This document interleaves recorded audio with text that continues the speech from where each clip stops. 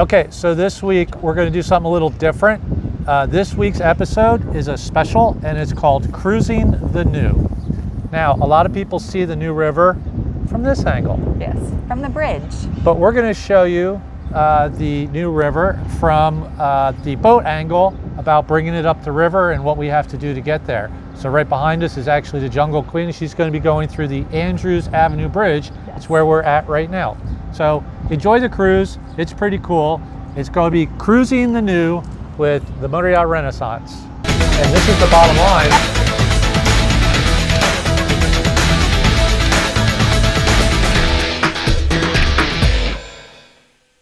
Hey everybody, I'm Doug. And I'm Christy. And this is the bottom line. Welcome. Welcome back. We love you guys. We do. Don't we love them? So much. We love them. That much. We got a little surprise for you, but first let's get through it. We have our sponsors, Marine Data Solutions and Salty Rags Crew Apparel. Marine Data Solutions. I've got 99 problems on board. And the internet's not one of them. And Salty Rags Crew Apparel. Blackmail, deceit, murder. Murder. Only if all you that ask him in stuff that Dave voice. can do, No. but he can also do... Customized linens, linens and more, and swag. Okay, and guess what? Hit him up. Don't forget about Crew Haven at Yes. crewhaven1501.com. Yes. They provide clean housing right next to the Lauderdale Marine Center. Call Jamie. Please tell her that Yes. the bottom line sent you, and she'll do anything. We're talking Anything. about monkeys with tuxedos. Yeah. We're talking about bouncy houses. Butlers, the whole 9 yards. Yeah. There's no expense you won't do, so. So here we go. Renaissance just came in, I think, from the Bahamas, and what we're going to be doing is taking her from Port Everglades up to the New River, to our home port dock. As everybody can see, that's we are in Port Everglades. Now, when you come into Port Everglades from sea, or actually if you're just transiting, a lot of people don't know this, but you really should be on Channel 14. Not 13. They do that so Miami doesn't get confused with shipping with cross traffic. So Port Everglades, you should monitor Channel 14. If cruise ships are in, or it's early in the morning or late at night, you should ask permission to come in on Channel 14. Port Everglades Harbor Master. They'll promptly reply. So here we are going under the 17th Street Bridge. We have a outgoing tide. I'll tell you the benefits of the New River with the tides when we get up there, but this is 17th Street Bridge. Some of the big boys park out on the other side, and some park also at Pier 66, which is off to our starboard. Renaissance, by the way, is 116 foot long, and we have a 6.2 draft, and we do not have a stern thruster. I don't think we boats this size need them. But we do have a bow thruster. That's 17th Street. And what we're going to do is stay in the channel. Okay, so what we do is we stay, now we're in the ICW. So here we are, we're going up the ICW. Now since we're going northbound, the ICW markers are red right return, southbound. So just figure if you're headed towards Key West, there are red right return. We're going north, so all the red should be on my port side, which they are. We're going to be heading towards the trial in a minute. That's downtown, those buildings, Las Olas, and we'll be taking the boat through there in a couple of minutes. This is where all the really expensive houses are. Now, the triangle, there's not much going on here. They just dredged it. If you see the triangle on a chart, there's a couple of ways to get into the New River. I do not take the northern channel. I know it's deep enough, but there's a lot of trash under there, and I'd rather not chance it for the extra 2-minute transit. So what I'm doing is on the west side of the triangle, and on the other side are the houses, and we are still considered not in the river yet, but we are outside the ICW. There's Carrie B there. That's the alternative channel I was talking about, which I really don't like to take. Okay, so I'm on the west side of the triangle. Carrie B is actually in the alternate channel that I talked about. Again, I don't like taking that with 6.2 draft, especially at low tide. At this point, you should be on channel 9 for river traffic, and I was just communicating to Carrie B on channel 9, and you should monitor channel 9 all the way up the river. It's kind of important so you don't get surprised. Another thing, at this point, you should be putting out a security call for all vessels that this is the Motor Yacht Renaissance inbound New River. And you can give usually when I do it here, I'm like at the triangle, 116-foot motor yacht inbound New River, so everybody knows what's going on. And you'll see with the security calls and being on channel 9, I know that Cape Ann towing's way up the river headed my way. So we've made the turn, and now we're headed to the first landmark, which is called Tarpon Bend. Now, you got good water. I draw 6-2. If you stay in the middle, you've got good water all the way up the river. It's not because they dredge it. I just think literally it's because so many boats are chugging through there every day that it's kind of self-cleaning. Now, we're in the river and we're out of the ICW, so now we are at red right return. So it's done a switch from the ICW, and that confuses some people at the triangle, and it gets them in trouble. Okay, here we go at Tarpon Bend. That's Huizinga's old house. With an outgoing current, with the current on the bow, every vessel in front of me has the right of way. That's one thing that you need to keep track of. The second thing that you have to keep track of is, especially on a boat this size, with an outgoing current, the bow is not going to want to go around these corners because the current speeds up, and we're doing about a knot and a half of current. You can't really see it, but now I'm going to be turning here and trying to get that bow in the currents. Now, with the outbound currents, the bow of a boat this size is not going to want to make this turn because I'm sheltered, and then the current's just going to flood on me at about a knot and a half, and the boat is the bow is just not going to want to go. Stern is not getting pushed as much as the bow is, especially at this marker. So one trick I do is I hug the red, okay, because I'm worried about the bow going over, and then I skid the stern around. Everybody's like, oh, you're so close to that marker. Yeah, but it's not how close I am to the marker in front, it's how close I am to the marker when I get to my props. That's how small the river is. You don't worry about the bow of the boat so much as you worry about your wheels in the back. So we're pretty close there, but you can see I'm bringing the boat around and the stern's coming around. So by the time that stern hits number 12, she's right in the middle of the channel. And that's really the only way you can do it. If you don't do it that way, your bow's going to be way over on the other side of the bank and you're going to be backing and filling. Another thing with the river is you don't want to stop. You want to plan all your meeting and crossing and bridges underway. When you start having to stop and start, this 1 hour trip can turn into 2 hours real fast. So, so we passed Tarpon Bend and we're headed for the girls' school. Okay, and now these landmarks are really just used to let everybody else know where you're at. This is Las Olas. Okay, the bulkheads to the port and starboard actually is a tunnel, and this is the spot where I usually call for 3rd Avenue Bridge. All right, I can't see the bridge, but it's there, trust me.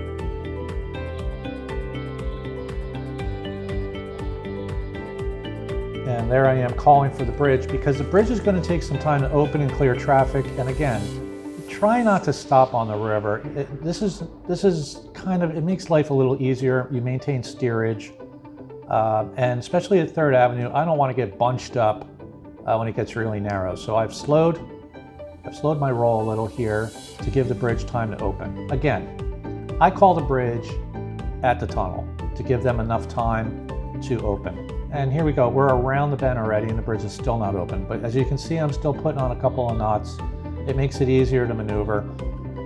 And of course you can stop and kind of hold in place, but it's a lot more work.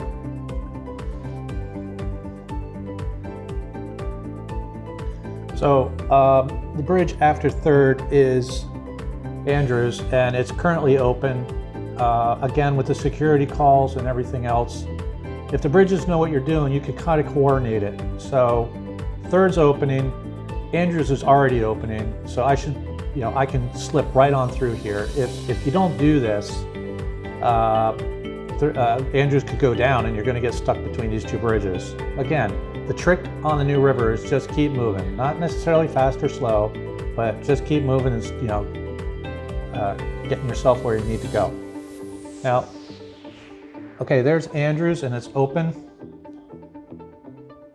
And we got a problem here with a gondola. So you can see right here's a really good example of the current that you can't see. Here's a towboat. Unfortunately, the gondola broke down. He's underway and he's pulling that thing against the current. He ain't moving. He's just holding in place. We're dealing with about a knot and a half here. This sport fish does have the right of way. I made passing communications with him and he was really nice. He said he'd hold still, which is great.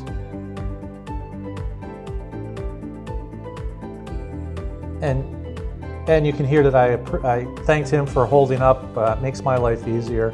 I cannot stress how important communications are on the river. And be polite. I always am very polite with the bridge operators. They're trying to do a job just like we are.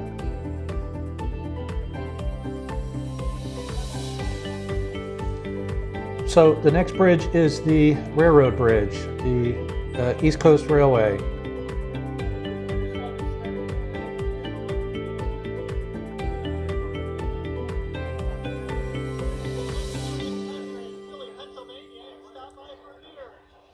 So what that all about is some guy was talking on the radio and he spent 10 minutes to send his message. Another thing on the river, keep your messages short to the point. Keep the channel open for other boats to call. So that's Florida East Coast Railway. That's the Bright Line, and that's coming down quite a bit lately. You could easily get stuck. As you notice, as I'm going through the river bridge, I've already called 7th Avenue. Again, you've got to set these things up. Let the bridge operators know you're around the corner. They can't see you, and if they're open, they'll stay open for you. It'll save you some time. Once that bridge goes down, you're going to hear that. I'll put it up again as soon as I clear traffic. Now you just added 10, 15 minutes to your transit here. One more thing with the railroad bridge, be prepared for 30 to 45 minute stops sometimes. They got multiple trains coming through. It's getting very, very busy. Okay, here's another spot that doesn't look like it's a problem, but it can be a very big problem. The way the current rips around here will throw your bow to starboard, and all of a sudden you're making a super wide turn. So you almost have to do kind of like a sliding turn, keeping that bow over, and then letting your stern slide to starboard. If the current's going the other way, it'll act like a river and sweep you through it. So we just went through 7th Ave. We're headed towards Little Florida, and this is a pretty easy area. The current is not that bad here, and there's plenty of room on actually both sides of 7th Ave to maneuver if you had to stop. As you can see with this tug and barge, I am not going very fast. I am clutching in and out, which actually makes my rudders almost useless. So you're going to have to use the bow thruster to maneuver. There's a go fast. He was not on the radio.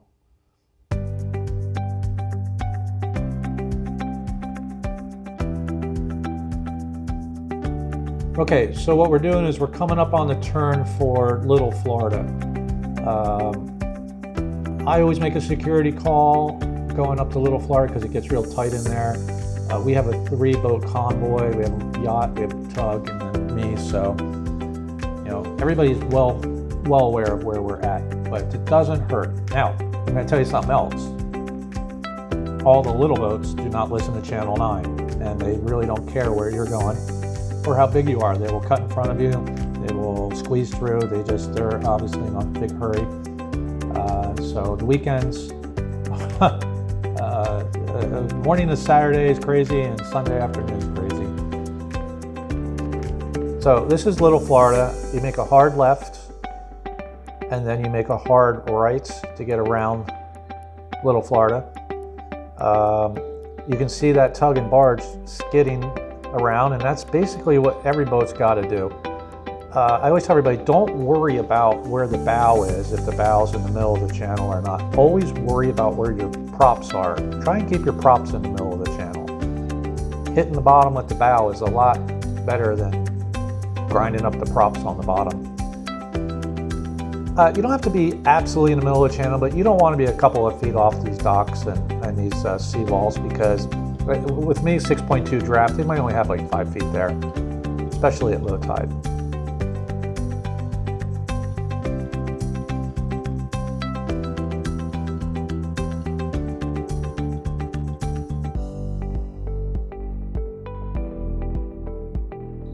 Trying to get around Little Florida, the current again is going to be hurting the bow's chances of getting around. So I've got the wheel hard over, and I've got the bow thruster thrusting, and now here we have another boat that's just stopped at Little Florida and is holding. So that actually closes my radius up even just a little bit more.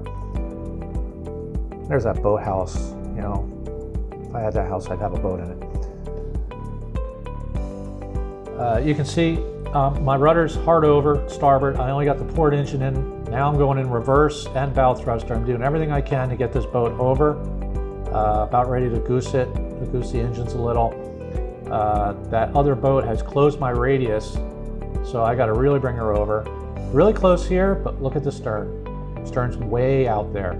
Again, I can't stress this enough. Don't worry about where the front part of the boat is.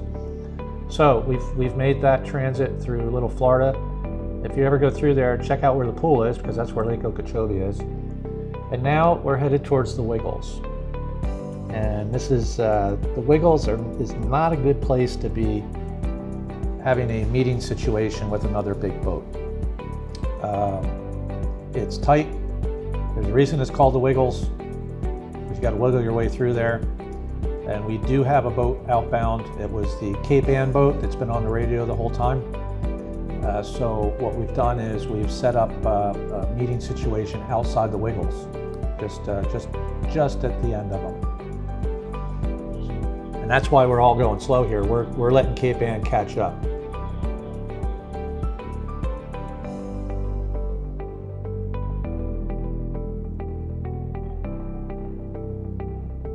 Now, a lot of time on the river too, you're only going to be 5 feet off another boat. There are plenty of places where you're only 5 feet on one side, maybe 5 feet on the other.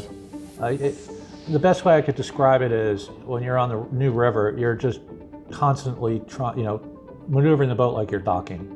It's a constant docking situation. Okay, so there's Cape Ann. She's just coming out of the Wiggles. We've already talked. We know exactly what we're going to do, and we're just holding tight to give him a chance to go through.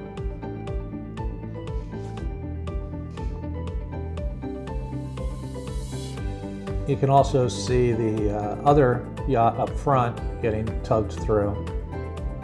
Biggest boat I've ever taken through the river is 136 foot, somewhere around there. It's probably the biggest I would ever do. After that, I grab a tug. So I'm bow thrusting over, giving Courtney a lot of space. You can see the center console snuck up in front of me because they just literally can't wait, which has closed my gap even more, and it's actually restricting my movement because now he's not moving. But this is what you have to deal with on the river.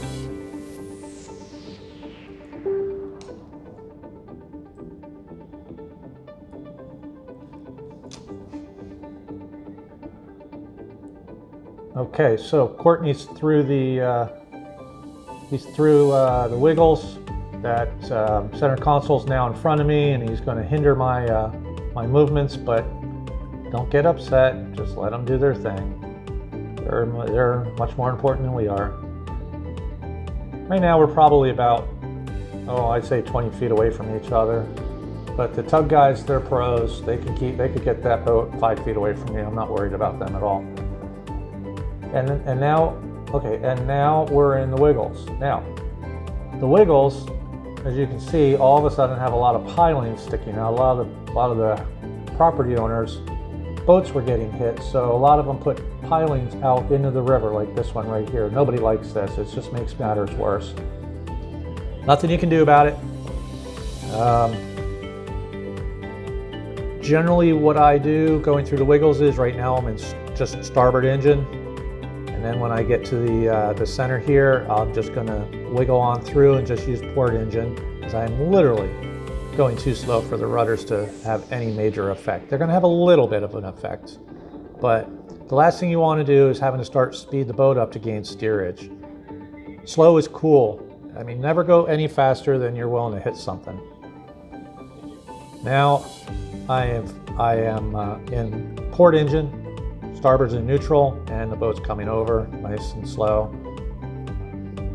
Getting back to towing, you know, a lot of people tell people, oh, you can't tow, you know, you have to get towed up and down. A lot of people say, oh, it's because of insurance. There's no insurance company that's going to tell you you can't navigate on this water. It's a navigable waterway. I know why they say it. A lot of people are like a little intimidated by the river on a big boat. Every time I go up and down the river, it's different. Every single time. It's not something you learn. And I've gone up and down the river 5, 6, 7, 8, 900 times. And it's every time's different. And I truly believe that, well, you can see here, I got starboard in gear, port in neutrals, because I'm trying to get the boat over. Every single time I go through the river, it's different, and you really can't fault people for that. The current's going to throw you over, and through every bend. If I had a current behind me, the whole stern would be like a drunken sailor spinning all over the place. I kind of like outgoing, against the current against me a little. So we're coming up on Davie Boulevard Bridge. The current, by the way, through the Wiggles, it's difficult. You got small boat traffic feeding themselves through and all this other stuff. It's, you know, they don't care. Trust me, they're not on Channel 9. Now, Davie Boulevard Bridge, I don't know if you can tell, but I'm fighting everything I can to get the bow of the boat over. And because I'm going so slow, that makes it even harder. So I'm just using my bow thruster.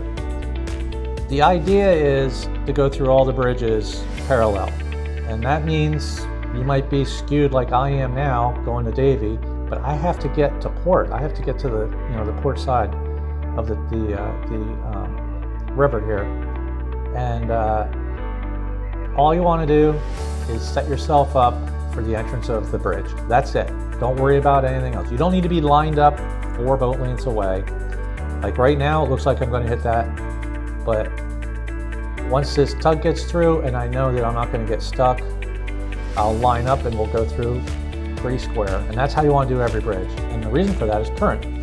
And outbound on Davie, do not go in that little basin there to our left, because that will throw you against the bridge and that'll be the end of the game. It doesn't look like a lot, but there's a lot of current running through here. Now I'm square through the bridge, and now I've got to go all the way to the port, but I have to wait for the rest of the boat another 100 feet behind me to get through the bridge. This boat sitting on this point of land here has been here for years, and he's been hit so many times. That's why he's got his fenders. I actually witnessed a boat hit this guy.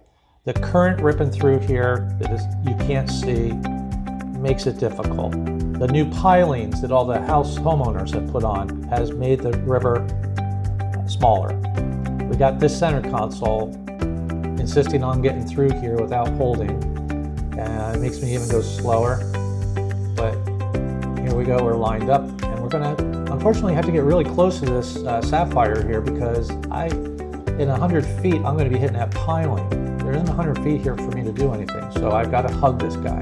as a lot of other boats do, and that's why he gets hit.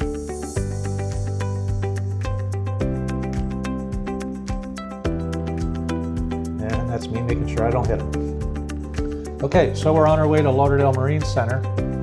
Yeah, now see, this guy here was on his phone, and he's made me practically stop in a bad situation where I got an outgoing vessel, and I can't, you know, these guys, it's just what you do. Saturdays and Sundays, forget it. It's 10 times worse. So there's Lauderdale Marine Center. They're building a new, not Lauderdale Marine Center, but they're putting up another marina to starboard here. I don't know how far out those docks are going to go, but I suspect that this is going to get narrowed too.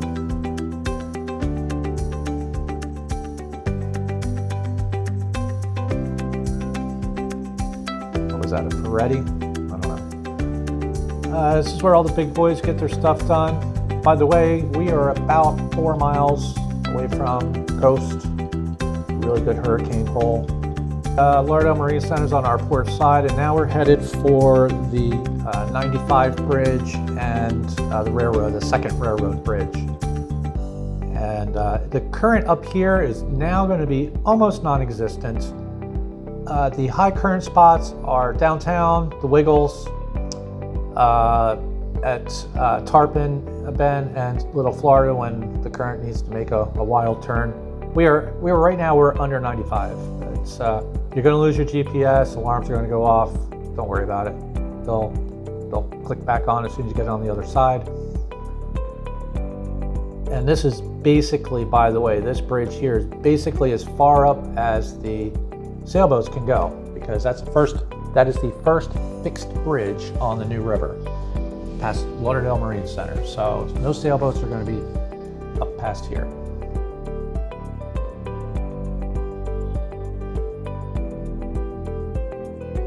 Now, the railroad bridge is not a big deal. It used to be much narrower. Now it's much wider when they put the new railroad bridge in. This one is not as active as the one downtown.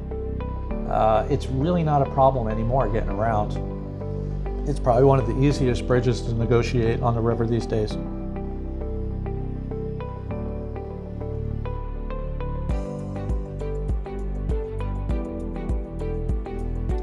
By the way, that is much wider than it was in the old days. In the old days, it was a bit of a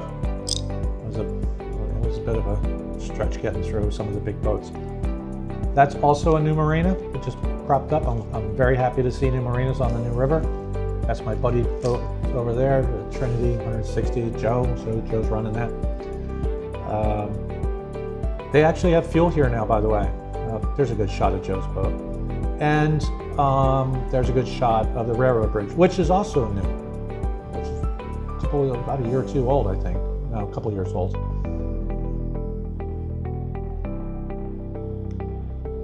Now, unfortunately, the farther we get up the river, this is where a lot of boats come to die.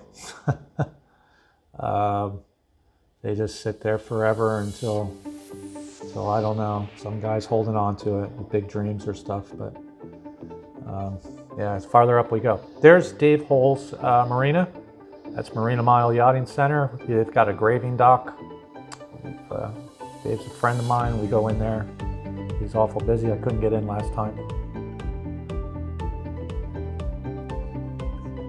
But you are going to see the boats kind of start deteriorating. Not these boats, but the farther up the river you go, you're going to see boats that haven't moved in years. Now here's a 40-footer getting towed. They might have had problems, or maybe the guy's just not comfortable with the river, so they're bringing them into the marina. That's the right way to do it. That's a really nice trawler. I like that. Okay, now we're past all that, and we're coming up to the Jungle Queen dock. And current again up here is not that bad. It's not much. You don't really need to plan for it as much as you do other parts. To the left is what we call the RV park, and they also tie up boats there. This is deep water all the way around. You're all good. But as we go up the river, things get shallower. Less boats going through. You know, I don't know, things shoal out. Now, what we're doing is we're coming up to another hard right turn, and Now you got to take care on this turn. It looks like the river's nice and wide, but you need to take this turn really, really wide, because there is a shoal from those trees on the starboard side of the boat, and it goes out. So now this part of the river, we've made that turn. You have to stay close to the houses. On the other side is called the Nature Preserve, Secret Woods. Now, when the gates are closed upriver, and that goes all the way up to the Everglades, this can get really shallow, and especially shallow along Secret Woods. This is a manatee breeding ground. They love it there, so be careful, but you really need to hug the house side of the channel. Never split it left and right. You split it down the center, and then you split it towards the houses, inbound and outbound. There's just no water there. Our property is actually right up here, and when the gate is closed up in the Everglades that dumps more water in here, we routinely watch boats run aground. So you've got to hug it, inbound and outbound. So it's shallow all the way up to Billfish Marina, which everybody usually calls the Westport docks, and you can see some of the Westports coming into the picture. So you really just need to hug the house side through this whole area. You'll be fine. Again, I draw 6'2". If I was 25 feet to the left here, I'd be on the bottom. So this is basically, the distance you want to be. We are at low tide, but we are not at super low tide. When the gates upstream and the Everglades are closed, you can lose a lot more water up this part of the river. When the gates are open, you're going to have a very slow current coming into the river in this area, and then you're going to have it's going to run out when the tide's going down. It gets kind of tricky. Now, here comes the Westport docks, and that's Billfish. You can start to go more center of channel. There is good water from center of channel to my right, and it's opening up on the left. There's good water all the way up here. You're going to see this little basin to starboard, and there is not good water in there. So now you want to shift sides on the river and kind of hang close to the marinas. That's Billfish Marina. Everybody knows as the Westport docks. There's a Westport 112, and we're coming up on Bradford Marine. You also have, you go around the corner here, you have pipe welders and all kinds of stuff going on. There is another branch. We are in the southern fork of the New River, and there's another branch, and if you made a left here, not on a boat this size, you would never make it, but there is another way out, and that's called the Dania Cutoff Canal. That is the entrance to the Dania Cutoff Canal, and that will drop you out basically right around the Coast Guard station near Port Everglades. Just a little bit maybe farther south, not much. You do not want to get into this area. You can see the stick there that somebody put to mark the shoal. Again, stay on the other side of Secret Woods, and then when you get up here, you stay on this side of all the marinas. We're coming pretty much to the end of what I would consider the navigable waterway for a boat this size. You can keep going up, and I know there's deep water, but after this point, you're not going to have any space to turn around. And this keeps going all the way up to the Everglades, and you're going to the 441 bridges up there, and past that is the locks. No, I'm sorry, not the locks. The gates where they control water level from that point west. They do drop the gates and raise the gates, and that really affects the river. And we are actually going to go up into Roscioli, which would be considered the last big boat yard on the New River, Southern Fork. And right now to the left is Bradford's, which is a pretty big facility. You can stay mid-channel, actually, all the way in here.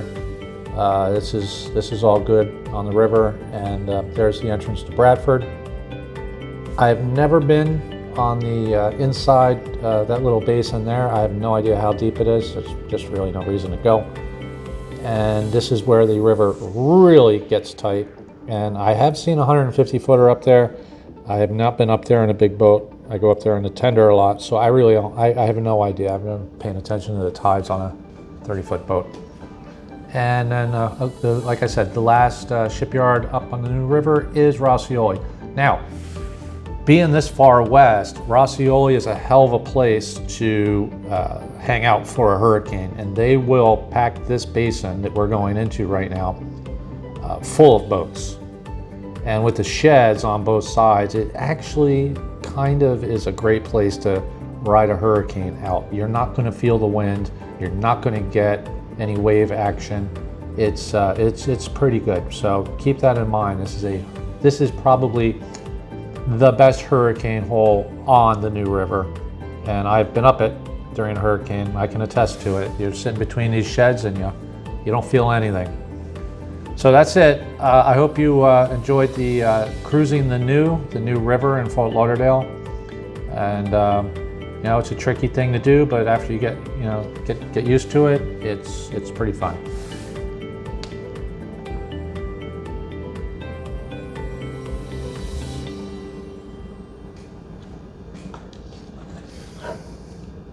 Okay, so wasn't that cool? That was Cruising awesome. the New. I think that's pretty cool. I do. I So love that anyway, place. we hope you enjoyed it, and we will catch you next week. This is Doug signing off, and Christy, do your thing.